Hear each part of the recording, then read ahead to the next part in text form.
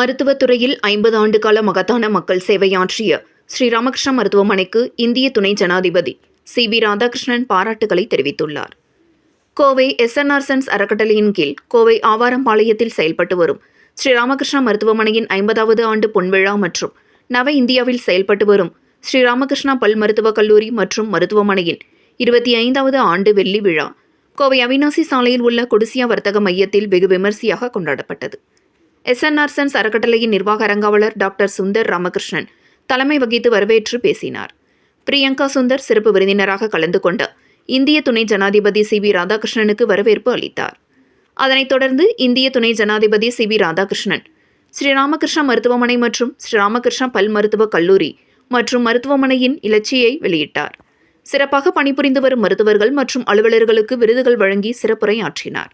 அப்போது அவர் கூறியதாவது: 1975ஆம் ஆண்டில் ஆரம்பித்த ஸ்ரீராமகிருஷ்ணா மருத்துவமனை இன்று பொன்விழா கண்டுள்ளது. உண்மையிலேயே நம் கோவை மண்ணிற்கு மகுடம் சூட்டியதாக இதனை நான் பார்க்கின்றேன்.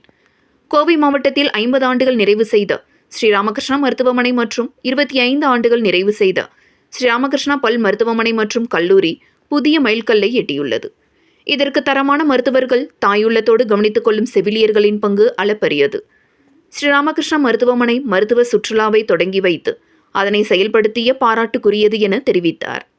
விழாவில் எஸ்.என்.ஆர். சன்ஸ் அறக்கட்டளையின் அரங்காவலர் லட்சுமி நாராயணசுவாமி, அறக்கட்டளையின் தலைமை செயல் அதிகாரி சி.வி. ராம்குமார், தலைமை நிர்வாக அதிகாரி டி. மகேஷ்குமார் மற்றும் ஸ்ரீராமகிருஷ்ணா மருத்துவமனையின் மருத்துவ இயக்குநர் டாக்டர் ராஜகோபால், மருத்துவ கண்காணிப்பாளர் டாக்டர் எஸ். அழகப்பன் மற்றும் ஸ்ரீராமகிருஷ்ணா கல்வி நிறுவன முதல்வர்கள், ஆசிரியர்கள், மாணவர்கள், அரசியல் தலைவர்கள், அரசு அதிகாரிகள், ஆயிரக்கணக்கானோர் கலந்து கொண்டனர்.